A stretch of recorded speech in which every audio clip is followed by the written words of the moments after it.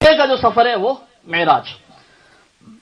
پہلے آسمان پر نبی پاک صلی اللہ تعالی علیہ وسلم تشریف فرما ہوئے تو حضرت جبریل امین علیہ السلام نے دروازہ جو ہے وہ کھلوانا چاہا. پوچھا گیا کون ہے؟ حضرت جبریل امین علیہ السلام نے جواب دیا میں جبرائیل ہوں. پوچھا گیا آپ کے ساتھ کون ہے؟ جواب دیا محمد مصطفیٰ صلی اللہ تعالی علیہ وسلم. پوچھا گیا کیا انہیں بلایا گیا ہے؟ جواب دیا ہاں. اس پر کہا گیا مرحبا یعنی خوش آمدید، کیا ہی اچھا آنے والا آیا ہے. پھر دروازہ کھول دیا گیا. حضرت آدم علیہ السلام سے ملاقات ہوئی. جد اعلیٰ آپ تشریف فرماتے پہلے آسمان پر. حضرت جبریل امین علیہ السلام نے عرض کیا کہ یہ آپ کے والد حضرت آدم علیہ السلام ہیں، انہیں سلام فرمائیے. نبی پاک صلی اللہ علیہ وسلم نے انہیں سلام کہا، انہوں نے سلام کا جواب دیا. پھر پیارے آقا صلی اللہ تعالی علیہ وسلم نے یہیں پہلے آسمان پر کچھ لوگوں کو ملاحظہ فرمایا. آپ علیہ الصلوۃ والسلام کو دیکھا، حضرت آدم علیہ الصلوۃ والسلام کو، کہ جب آپ اپنے رائٹ ہینڈ دائیں طرف دیکھتے ہیں تو آپ مسکراتے ہیں، اور جب بائیں طرف دیکھتے ہیں تو آپ رو پڑتے ہیں. دائیں طرف بھی لوگ ہیں، بائیں طرف بھی لوگ ہیں. دائیں طرف والوں کو دیکھ کر آپ مسکراتے ہیں، تبسم فرماتے ہیں، اسمائل. اور بائیں طرف جو ہے وہ آپ یعنی ملاحظہ فرماتے ہیں تو روتے ہیں. حضرت جبریل امین علیہ السلام نے عرض کیا دائیں جانب جو ہیں اور جو بائیں جانب ہیں یہ ساری اولاد ہے حضرت آدم علیہ الصلوۃ والسلام کی، یعنی تمام بنی نوع انسان ہے. دائیں اور بائیں جانب، دائیں جانب والے جنتی ہیں اور بائیں جانب والے جہنمی ہیں. اللہ تبارک و تعالی ہمیں پیارے آقا علیہ الصلوۃ والسلام کے صدقے جنت میں مقام عطا فرمائے. پھر دوسرے آسمان پر تشریف فرما ہوئے. یہاں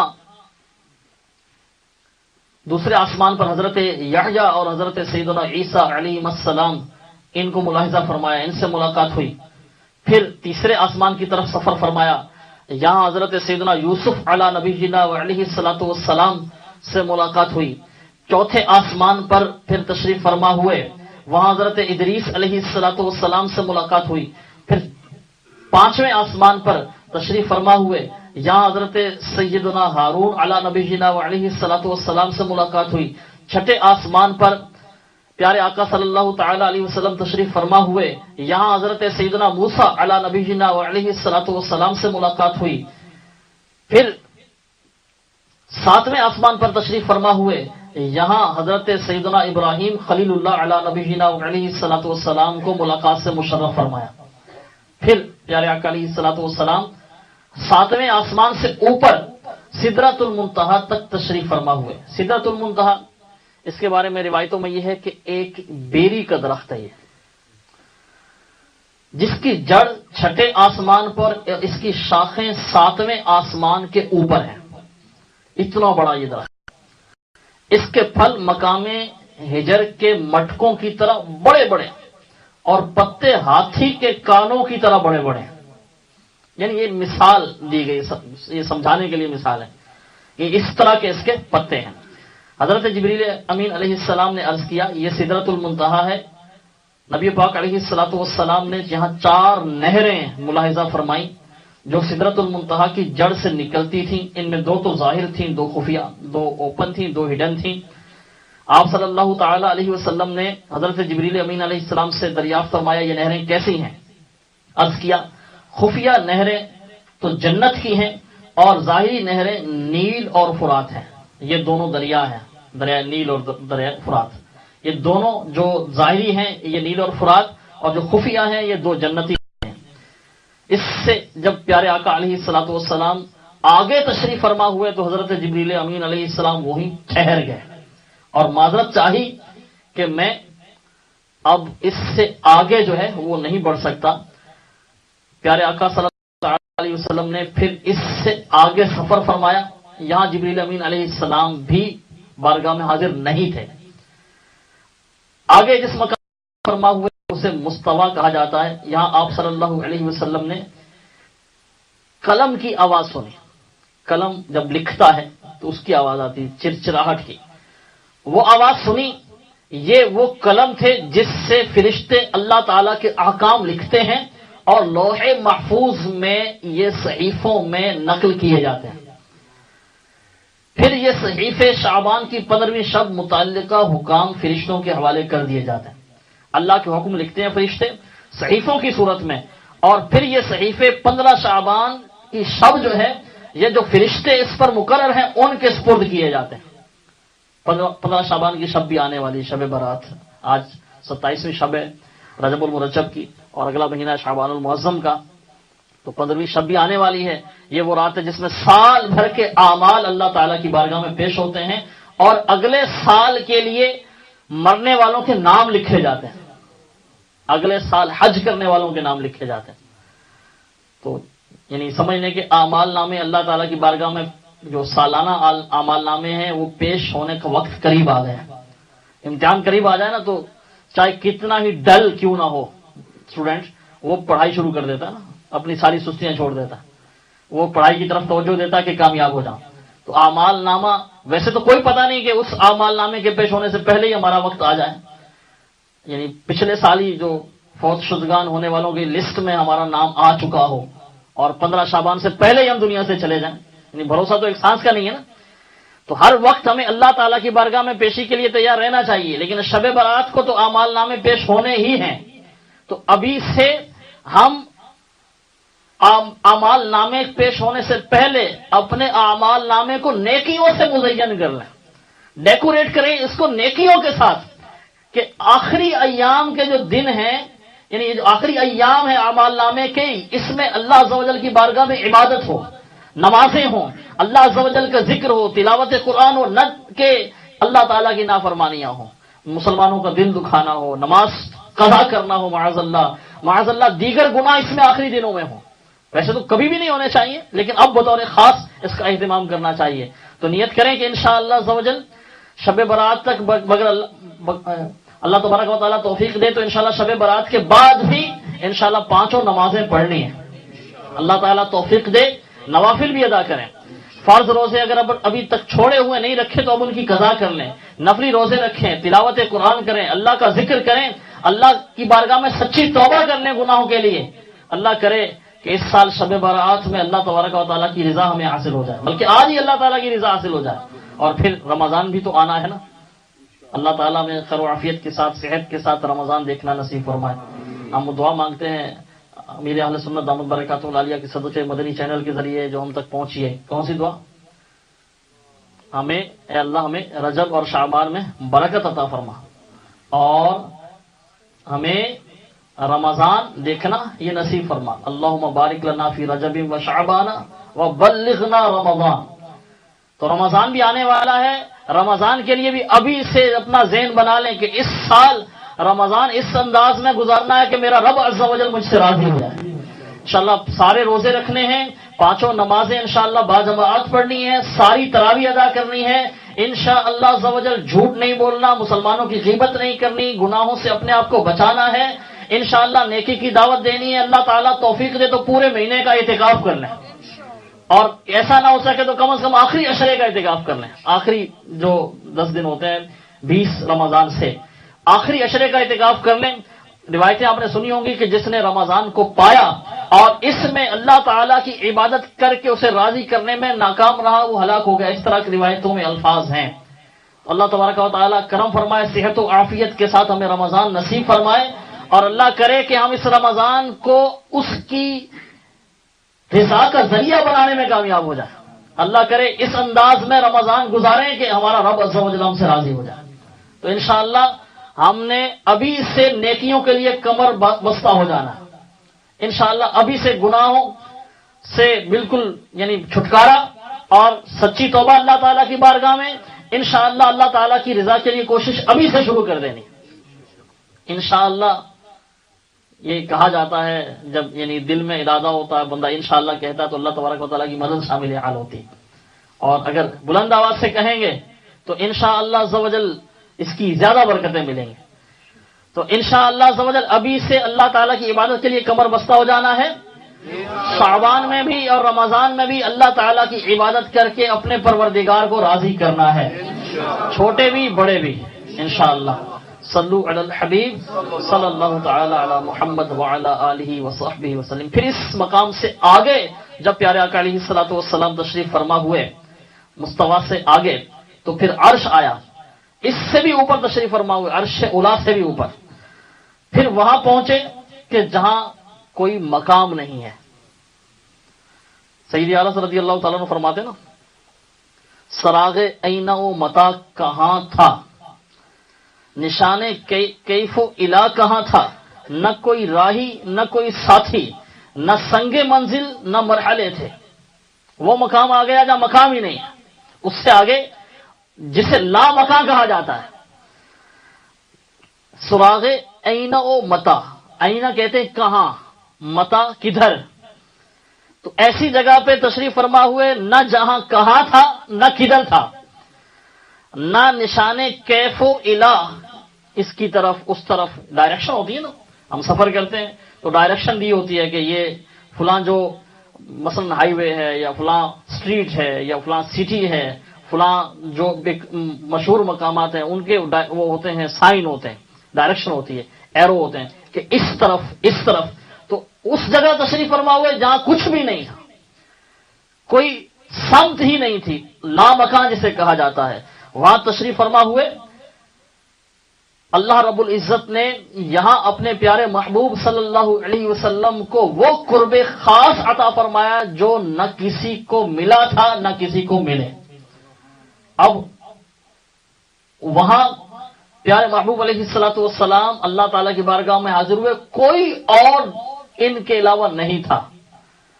اور قرآن پاک میں اس کو یعنی یہ جو خاص قرب عطا ہوا اس کو فرمایا گیا فکان قاب قوسین او ادنا، وہ یعنی پس اتنے قریب ہو گئے، قاب قوسین او ادنا، قوس یہ پہلے جنگوں میں آلات حرب جو جنگی ہتھیار ہوتے تھے ان میں ایک ہتھیار استعمال ہوتا تھا تیر، اور تیر کو یعنی پھینکا جاتا تھا کمان کی مدد سے۔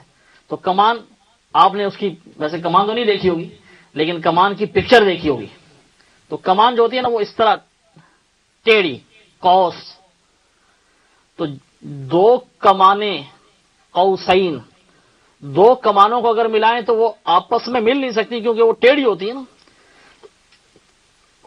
دو کمانوں کے بیچ میں جتنا فاصلہ ہوتا ہے او ادنا، بلکہ اس سے کم اللہ تبارک و تعالیٰ کے اتنے قریب ہوئے، اتنا خاص قرب عطا ہوا۔ اور سبحان اللہ عز و جل، پھر وہاں کیا کلام ہوا، کیا عطا ہوا، کیا وحی ہوئی، اب یہ نہ کوئی فرشتہ جان سکتا ہے، نہ کوئی جن جان سکتا ہے، نہ کوئی انسان جان سکتا، کوئی بھی دوسرا نہیں جان سکتا۔ اللہ تبارک و تعالی نے یعنی کیا وحی فرمائی، فَأَوْحَى إِلَىٰ عَبْدِهِ مَا أَوْحَى، وحی فرمائی اپنے بندے کی طرف جو اس نے فرمائی۔ اب کیا وحی فرمائی، کیا عطا فرمایا، کیا کلام ہوا، محب اور محبوب میں راز و نیاز کی کیا باتیں ہوئیں، اللہ تبارک و تعالیٰ ارشاد فرمایا وہ وحی فرمائی جو فرمائی۔ اب وہ کیا ہے، کوئی دوسرا اس کو سمجھنا تو دور کی بات، یعنی اس کا ادراک ہی نہیں کر سکتا۔ اللہ تبارک و تعالیٰ نے اپنے پیارے محبوب صلی اللہ تعالی علیہ وسلم کو وہ راز و نیاز کی باتیں ہوئیں اور وہ کچھ عطا فرمایا۔ محققین فرماتے ہیں اس وحی کا مضمون کسی کو معلوم نہیں کہ محب اور محبوب کے درمیان اسرار جو راز کی باتیں ہوتی ہیں وہ کسی پر ظاہر نہیں کی جاتی۔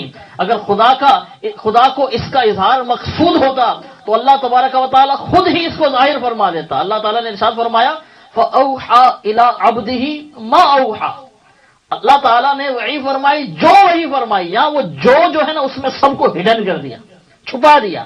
اگر اللہ تعالیٰ کو اظہار مقصود ہوتا تو یہاں جو نہ فرماتا، یہاں ظاہر فرماتا کہ یہاں یہ کلام ہوا۔ تو اللہ تبارک و تعالیٰ کو اس کا مقصود ہی چھپانا تھا۔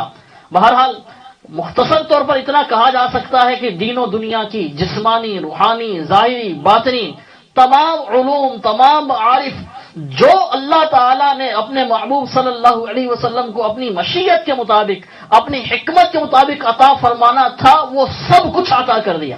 البتہ ہر نعمت کا ظہور جو ہے وہ اپنے وقت پر ہوتا رہا، ہر نعمت کا ظہور اپنے وقت پر ہوا اور یہ ہوتا رہے گا۔ عطا اس رات کو سب کچھ ہو گیا۔ اس رات میں جو ایک خاص تحفہ امت کے لیے ملا وہ ہے نمازوں کا تحفہ۔ اللہ تبارک و تعالیٰ نے اپنے محبوب صلی اللہ علیہ وسلم کو ہر دن رات میں 24 ساعتوں میں 12 گھنٹوں میں 50 نمازوں کا تحفہ عطا کیا۔ پیارے آقا علیہ الصلوۃ والسلام جب واپس لوٹے تو چھٹے آسمان پر حضرت موسیٰ علیہ الصلوۃ والسلام سے ملاقات ہوئی، تو موسیٰ علیہ الصلوۃ والسلام نے پوچھا کہ اللہ تبارک و تعالیٰ نے امت کے لیے کیا دیا ہے؟ ارشاد فرمایا 50 نمازیں۔ اس پر حضرت موسیٰ علیہ الصلوۃ والسلام نے عرض کی اپنے محبوب اپنے رب عز و جل کے پاس جائیے، اس سے کمی کا سوال کیجئے، کیونکہ آپ صلی اللہ علیہ وسلم کی امت سے یہ نہیں ہو سکے گا۔ میں نے بنی اسرائیل کو آزما کر دیکھ لیا، ان کا تجربہ کر لیا ہے۔ چنانچہ آپ صلی اللہ علیہ وسلم واپس رب تعالیٰ کی بارگاہ میں حاضر ہوئے، عرض کیا یا رب خفف علی امتی، اے میرے رب میری امت پر تخفیف فرما۔ اللہ تعالیٰ نے 5 نمازیں کم کر دیں۔ پھر حضرت موسیٰ علیہ الصلوۃ والسلام کی پاس آئے، تشریف لائے اور فرمایا کہ 5 نمازیں اللہ تعالیٰ نے کم کر دی۔ حضرت موسیٰ علیہ الصلوۃ والسلام نے پھر وہی عرض کیا کہ آپ کی امت یہ نہیں کر سکے گی، آپ دوبارہ جائیے، اس سے کمی کا سوال کیجئے۔ پھر اللہ تبارک و تعالیٰ کی بارگاہ میں حاضر ہوئے، 5 نمازیں اور کم ہوئی۔ یہ سلسلہ چلتا رہا یہاں تک کہ 5 کم ہوتے ہوتے یہ نمازیں رہ گئیں 5۔ پھر حضرت موسیٰ علیہ الصلوۃ والسلام کے پاس تشریف فرما ہوئے تو آپ علی نبینا علیہ الصلوۃ والسلام نے پھر عرض کیا کہ آپ پھر جائیے اور یہ کم کروائیے۔ تو اللہ تبارک و تعالیٰ کے محبوب صلی اللہ تعالی علیہ وسلم نے ارشاد فرمایا کہ مجھے اللہ تعالیٰ کی بارگاہ سے حیا آتی ہے۔ اللہ تبارک و تعالیٰ نے ارشاد فرمایا اے محمد صلی اللہ علیہ وسلم، دن اور رات میں یہ 5 نمازیں ہیں، ہر نماز کا ثواب 10 گنا ہے۔ اس طرح یہ 50 نمازیں ہوئیں۔ جو نیکی کا ارادہ کرے پھر اسے نہ کرے اس کے لیے 1 نیکی لکھی جاتی ہے، اگر کر لے تو اس کے لیے 10 نیکیاں لکھی جائیں گی۔ جو برائی کا ارادہ کرے پھر اس سے باز رہے تو اس کے لیے نامہ اعمال میں کوئی برائی نہیں لکھی جائے گی، اگر برا کام کر لیا تو 1 برائی لکھی جائے گی۔ نمازیں 5، ثواب 10 گنا 50 نمازوں کا۔ اگر کوئی 1 نیکی کرے، 1 نیکی کا ارادہ کرے تو اس کے لیے 1 نیکی، اس ارادے پر کر لے تو 10 نیکیاں، اور اگر کوئی برائی کا ارادہ کرے تو اس کی برائی لکھی نہیں جائے گی، اگر کر لے تو 1 ہی برائی لکھی جائے گی۔ اللہ عز و جل کی رحمتوں پر قربان، سبحان اللہ عز و جل۔ پھر پیارے آقا علیہ الصلوۃ والسلام سدرۃ المنتہا پر تشریف فرما ہوئے۔ پھر اللہ تبارک و تعالیٰ کے حکم سے پیارے آقا علیہ الصلوۃ والسلام نے جنت کی سیر فرمائی، پھر نہر کوثر پر تشریف فرما ہوئے، پھر آپ نے جہنم کا معائنہ کیا، پھر واپسی کا سفر شروع ہوا، اور واپس آتے ہوئے آسمان دنیا پر، یعنی جب آخری چھٹے یعنی جو پہلا آسمان تھا اس آسمان پر تشریف فرما ہوئے تو دیکھا کہ دنیا یعنی نیچے گرد ہے، بہت زیادہ گرد ہے، دھواں ہے، شور ہے۔ حضرت جبریل امین علیہ الصلوۃ والسلام سے دریافت فرمایا ہے کہ یہ کیا ہے؟ عرض کیا یہ شیاطین ہیں، شیاطین ہیں جو آدم کی آنکھوں پر منڈلاتے رہتے ہیں، بنی آدم یعنی انسانوں کی آنکھوں پر منڈلاتے رہتے ہیں تاکہ وہ زمین و آسمان کی بادشاہی میں غور و فکر نہ کر سکیں۔ اگر یہ گرد و غبار وغیرہ نہ ہوتا تو لوگ کائنات کے عجائبات کو زمین سے دیکھتے، اگر یہ نہ ہوتا بیچ میں، یعنی ہماری نظر ایک حد تک جاتی ہے، اوپر میں نظر نہیں آتا کچھ، ہمیں پھر وہ ایک نیل اسکائی بلو جو ہے وہ آسمان نظر آتا ہے، بلو کلر نظر آتا ہے۔ تو ارشاد جبریل امین علیہ السلام نے عرض کیا بارگاہ میں کہ یہ شیاطین ہیں کہ جو بنی آدم کی آنکھوں کے آگے منڈلاتے ہیں تاکہ وہ زمین و آسمان کی بادشاہی میں غور و فکر نہ کر سکیں۔ اگر یہ نہ ہوتا تو لوگ کائنات کے عجائبات دیکھتے، زمین سے عجائبات ملاحظہ کرتے۔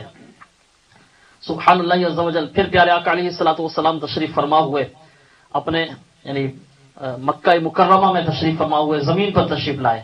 سبحان اللہ عز و جل۔ اس سفر کے دوران پیارے آقا صلی اللہ تعالی علیہ وسلم نے جو بیت المقدس کی طرف سفر کیا، اس میں آپ نے قریش کے تجارتی قافلے بھی ملاحظہ فرمائے جو تجارت کے لیے جا رہے تھے۔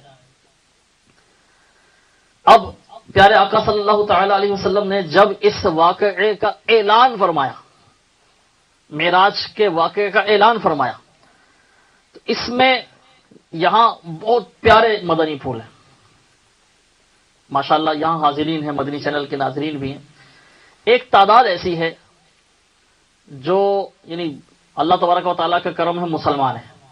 اور مسلمان کے لیے تو سب سے بڑی دلیل کیا ہے، سب سے بڑا لاجک کیا ہے کہ یہ اللہ کا حکم ہے، اس کے پیارے حبیب علیہ الصلوۃ والسلام کا فرمان ہے. قرآن پاک میں اللہ تعالیٰ نے فرمایا، اس کے حبیب علیہ الصلوۃ والسلام کی حدیث ہے. اب مسلمان کے لیے اس سے آگے کسی دلیل کی حاجت نہیں ہے. لیکن بعض لوگ ایسے بھی ہیں کہ جو ہر بات کے لیے دلیل چاہتے ہیں. وہ کہتے ہیں یہ کیسے ہو سکتا ہے، یہ کیسے ہو گیا. تو جب پیارے آقا صلی اللہ تعالی علیہ وآلہ وسلم نے واقعہ معراج کا اعلان فرمایا تو اس وقت بھی ایسے لوگ موجود تھے، انہوں نے اعتراض کیا کہ یہ کیسے ہو سکتا ہے کہ ایک رات میں مسجد حرام سے مسجد اقصی تک کا سفر، اور پھر مسجد اقصی سے آسمانوں کی طرف عروج، پھر معراج، پھر واپسی، یہ کیسے ہو سکتا ہے. میرے میٹھے میٹھے اسلامی بھائیوں، اس سے یہ جو معجزہ ہے، معجزے کی اگر آپ تعریف ڈیفینیشن دیکھیں تو ڈیفینیشن اس کی یہی ہے کہ اللہ تبارک و تعالیٰ کے نبی، انبیاء و رسول علیہ الصلوۃ والسلام، ان کو اللہ تعالیٰ ایسا کمال عطا کرتا ہے جو عادتاً کسی اور کے لیے ممکن نہیں ہوتا، محال ہوتا، امپاسبل ہوتا ہے. اللہ تبارک و تعالیٰ اپنے نبیوں کو وہ عطا کرتا ہے اور کہتے ہی اسے معجزہ ہے. معجزہ ہے ہی یہی کہ وہ جو ویسے نہ ہو سکے، عادتاً امپاسبل ہو، لیکن اللہ تبارک و تعالیٰ اپنے نبی کے ذریعے اس کا صدور کر دے تو یہ ہے معجزہ. تو اللہ تبارک و تعالیٰ نے معراج جو عطا کیا، یہ شب معراج اللہ تبارک و تعالیٰ نے، تو یہ ہے ہی معجزہ، اور معجزوں میں بھی عظیم ترین معجزہ ہے، اور پیارے آقا علیہ الصلوۃ والسلام کے خصائص میں سے ہے. اب ہمارے لیے اتنا کافی ہے. لیکن سبحان اللہ عز و جل، اگر آپ تھوڑی دیر کے لیے اس کو عقل کے مطابق تھوڑا اس کو لیں، یعنی اگر کوئی یہ کہے کہ یہ تو چونکہ مسلمان ہے تو عقیدہ ہے، لیکن یہ کیسے ہو گیا، اس کی کوئی یعنی عقلی دلیل کی لاجک اس طرح کی، تو میرے میٹھے میٹھے اسلامی بھائیوں، آج سائنس نے بہت سی باتوں کو پروو کیا ہے. اس میں ایک یہ بھی ہے کہ جو تیز ترین رفتار ہے، وہ اب تک جو ایک سمجھنے کے تجربات سے ایک بات سامنے آئی ہے، وہ یہ ہے کہ سب سے تیز رفتار ہے روشنی کی. اس آواز سے بھی زیادہ تیز ہے. اس کے تجربات تو ایک یعنی معمولی سی بات ہے. کبھی آپ نے دیکھا ہوگا کہ بادل جو ہے نا، وہ بادل میں چمک پہلے آتی ہے یا گرج نظر آئے تو پہلے کیا، یعنی آپ دیکھ رہے ہوں، سن رہے ہوں تو پہلے گرج سنائی دیتی ہے یا پہلے چمک دکھائی دیتی ہے؟ چمک پہلے دکھائی دیتی ہے. تو روشنی جو ہے اس کی رفتار بہت زیادہ. روشنی جو ہے وہ سیکنڈ میں یعنی کروڑوں میل سفر طے کر لیتی ہے. اور اللہ تبارک و تعالی نے اپنے محبوب صلی اللہ تعالی علیہ وسلم کو اپنے نور سے پیدا فرمایا. یہ جو روشنی، یہ بھی پیارے آقا علیہ الصلوۃ والسلام کا صدقہ ہے. تو جب روشنی کی اتنی رفتار ہے، یقیناً اللہ تبارک و تعالی چاہے. یہ روشنی کس نے بنائی؟ اللہ تبارک و تعالی نے تخلیق فرمائی. اور اللہ تبارک و تعالیٰ کل کائنات کا خالق ہے. اللہ تبارک و تعالیٰ نے پیارے محبوب صلی اللہ علیہ وسلم کو بھی پیدا فرمایا. آپ کا بھی بنانے والا تو اللہ تبارک و تعالیٰ ہے. تو اپنے محبوب صلی اللہ تعالی علیہ وسلم کو خاص گھڑی میں روشنی سے بھی زیادہ رفتار والا کر دیا. اور سبحان اللہ عز و جل، عاشقوں کے تو انداز نرالے ہوتے ہیں. کسی عاشق نے کہا ہے، جان ہے وہ جہان کی، جان ہے تو جہان ہے. سیدی اعلیٰ رضی اللہ تعالیٰ فرماتے ہیں. تو پیارے آقا علیہ الصلوۃ والسلام جب اس یعنی تشریف فرما ہوئے، یہاں سے تشریف لے گئے بیت المقدس سے، تو جو وقت تھا یہاں ٹھہر گیا، زمانہ ٹھہر گیا. جب واپس آئے، جان واپس آئی، تو پھر وہیں سے آگے سلسلہ چلا. مسجد اقصی تک کا جو سفر تھا، اب جب یہ اعلان فرمایا تو کفار قریش نے اس پر اعتراض کیا. بعض لوگ ایسے تھے جنہوں نے بیت المقدس کو دیکھا تھا، انہوں نے پھر سوالات کیے کہ بیت المقدس کیسا ہے، ستون کیسے ہیں، آپ وہاں تشریف فرما ہوئے تو بتائیے. تو نبی پاک صلی اللہ تعالی علیہ وسلم نے بیت المقدس کی نشانیاں بیان فرمائی. بعض باتوں میں آپ صلی اللہ علیہ وسلم کو شبہ ہوا تو بیت المقدس کو آپ صلی اللہ علیہ وسلم کے سامنے لا کر دار عقیل کے پاس رکھ دیا گیا، حضرت عقیل رضی اللہ تعالیٰ عنہ کے گھر کے پاس. آپ صلی اللہ علیہ وسلم نے دیکھ دیکھ کر نشانیاں بیان فرمائی. بعض نے آزمانے کے لیے پوچھا کہ ہمارا قافلہ تھا وہ آپ کو کہاں ملا، تو آپ صلی اللہ تعالی علیہ وسلم نے ان قافلوں کی بھی خبر ارشاد فرمائی کہ وہ کہاں پر موجود ہیں، اور یہ بھی بتایا کہ وہ کب تک پہنچیں گے. پیارے آقا صلی اللہ علیہ وسلم نے جو کچھ ارشاد فرمایا ویسا ہی ہوا. اب جو تو ایمان والے تھے ان کے ایمان کو اور جلا ملی، وہ اور زیادہ ان کے ایمان مضبوط ہو گئے، اور جن کی قسمت میں ایمان نہیں تھا وہ کہنے لگے کہ یہ سب سے بڑا جادو ہے. اللہ تبارک و تعالی ہمیں ایمان پر ثابت قدمی نصیب فرمائے. حضرت سیدنا صدیق اکبر رضی اللہ تعالیٰ عنہ روایت کے مطابق جب ان کی بارگاہ میں ان کے پاس یہ واقعہ بیان کیا گیا تو حضرت سیدنا صدیق اکبر رضی اللہ تعالیٰ عنہ کو کہا گیا کہ کیا آپ اس بات کی تصدیق کرتے ہیں کہ راتوں رات کوئی مسجد حرام سے مسجد اقصی تک جائے اور پھر واپس بھی آ جائے؟ ان کا خیال تھا کہ یہ بات سن کر سیدنا صدیق اکبر رضی اللہ تعالیٰ عنہ بڑے عقل مند ہیں، ذہین ہیں، وہ یہ سن کر یعنی منع کر دیں گے کہ ایسا نہیں ہو سکتا. تو ان کے پاس جا کر کیا کہا کہ آپ کے دوست نے محمد صلی اللہ علیہ وسلم نے یہ جو کہا ہے آپ اس کی تصدیق کر سکتے ہیں کہ راتوں رات کوئی وہاں تک جائے اور واپس آ جائے؟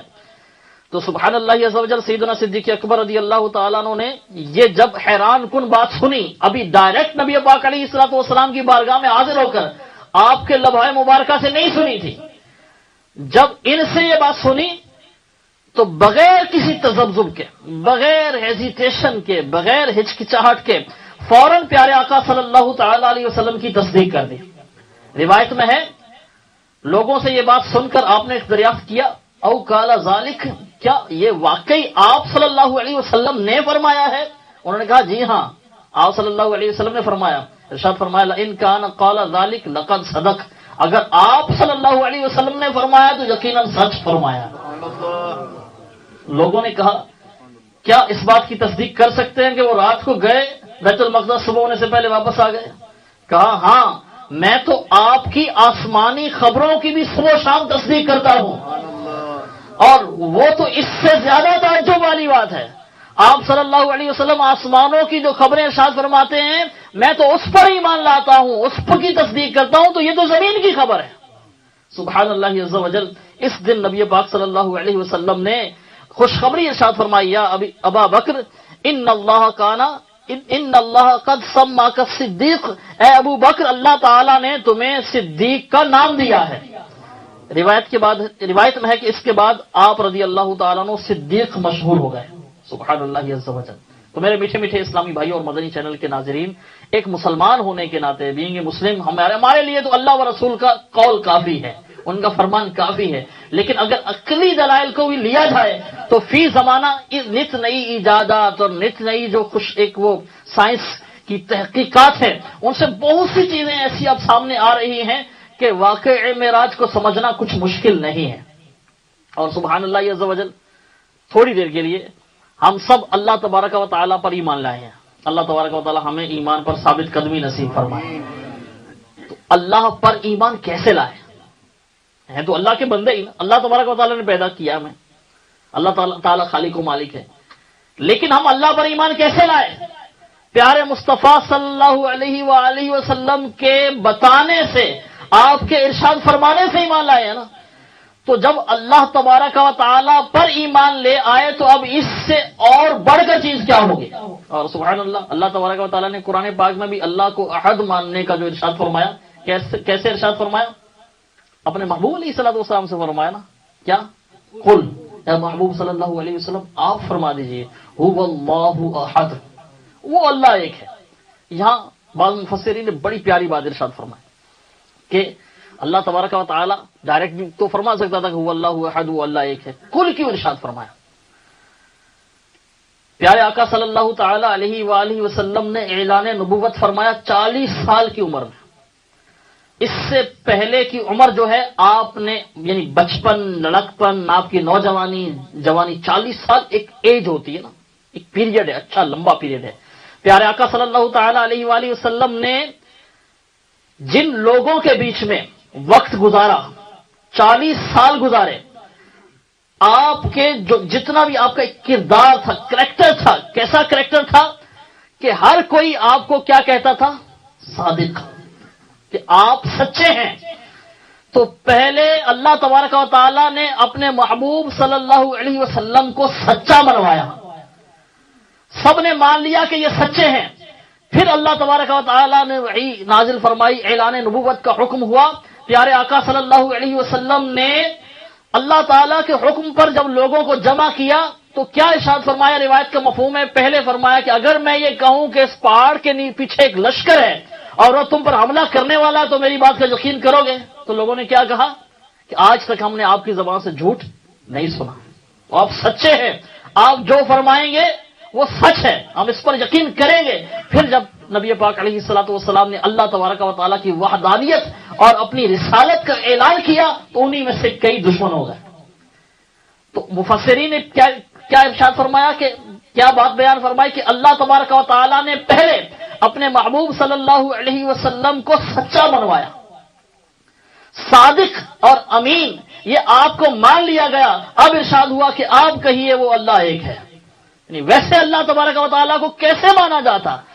اللہ تبارک و تعالیٰ نے پہلے اپنے محبوب علیہ الصلوۃ والسلام کو سچا منوایا اور پھر ان کی زبان سے اعلان ہوا کہ وہ اللہ ہے، اور پھر اس کی وحدانیت کا اعلان ہوا، پیارے آقا علیہ الصلوۃ والسلام کی رسالت کا اعلان ہوا. تو سبحان اللہ عز و جل، جب ہم نے اللہ تبارک و تعالیٰ کو مانا ہے، اللہ تعالیٰ پر ایمان لائے ہیں، آپ صلی اللہ علیہ وآلہ وسلم کی زبان حق کے ترجمان سے سن کر، تو اس سے بڑی بات اور کیا ہوگی؟ اللہ تبارک و تعالیٰ ہم سب کا ایمان سلامت رکھے.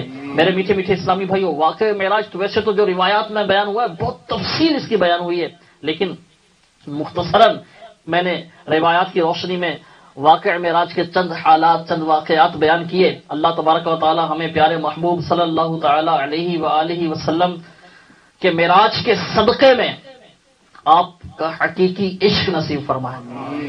آج کی رات میں آپ نے سنا کہ جو تحفہ امت کے لیے ملا وہ کیا ہے؟ نمازیں، 5 نمازیں. 5 نمازوں پر اجر و ثواب کتنا؟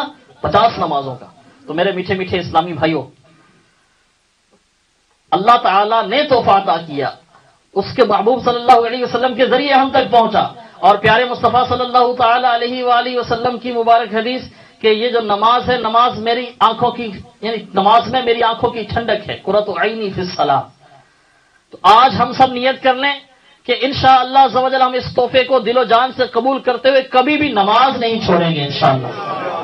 اگر نماز اس سے پہلے چھوٹی ہے تو توبہ بھی کر لیجئے اور اس کی قضا بھی کرنی پڑے گی. توبہ کی شرطیں علماء نے بیان کی. ایک شرط یہ ہے کہ گناہ کا اقرار، اس پر شرمندگی، ندامت، اور تیسری شرط کہ آئندہ وہ گناہ نہ کرنے کا پکا ارادہ. اقرار، شرمندگی، اور تیسری شرط کیا ہے؟ آئندہ نہ کرنے کا پکا ارادہ. تو انشاءاللہ عز و جل یعنی اس سے پہلے جو یعنی نمازیں چھوٹی ہیں اس پر ہم شرمندہ ہیں، اللہ تعالیٰ کی بارگاہ میں ہم یعنی معافی مانگتے ہیں اور آئندہ کے لیے ارادہ کرتے ہیں کہ انشاءاللہ ہم کوئی بھی نماز قضا نہیں کریں گے. پھر یہ وہ گناہ ہے نماز چھوڑنا جس کی توبہ کے ساتھ ساتھ تلافی بھی کرنی پڑے گی. معافی کے لیے تلافی ضروری ہے. کیا کہ جو قضا ہوئی ان کی قضا کرنی ہے. اس کے لیے امیر اہل سنت بانی دعوت اسلامی مولانا ابو بلال محمد الیاس صاحب قادری دامت برکاتہم العالیہ کا رسالہ ہے قضا نمازوں کا طریقہ. یہ آپ حاصل فرما لیں، انگلش میں بھی ٹرانسلیٹڈ ہے، یہ دعوت اسلامی کی ویب سائٹ پر بھی موجود ہے. اس میں قضا نمازوں کا حساب کیسے لگانا ہے، کس طرح ادا کرنی ہے. اللہ کرے رمضان کی آمد ہے. یہاں اسلامی بھائی تشریف فرمائے، کسی کی عمر 40 سال ہوگی، کوئی 42 سال کے ہوں گے، کوئی 45 سال کے ہوں گے، کوئی 50 سال کے ہوں گے. بڑی آرزویں، بڑی خواہشیں پاری ہوں گی. اللہ تعالیٰ نے بہت کچھ دیا ہوگا. یہ بھی ہو سکتا ہے کہ جو ہم نے سوچا اس سے بڑھ کے ملا ہو، لیکن انسان کی خواہشیں تو خیر بہت نکلی میری خواہشیں، لیکن پھر بھی کم نکلی. وہ کیا شعر ہے؟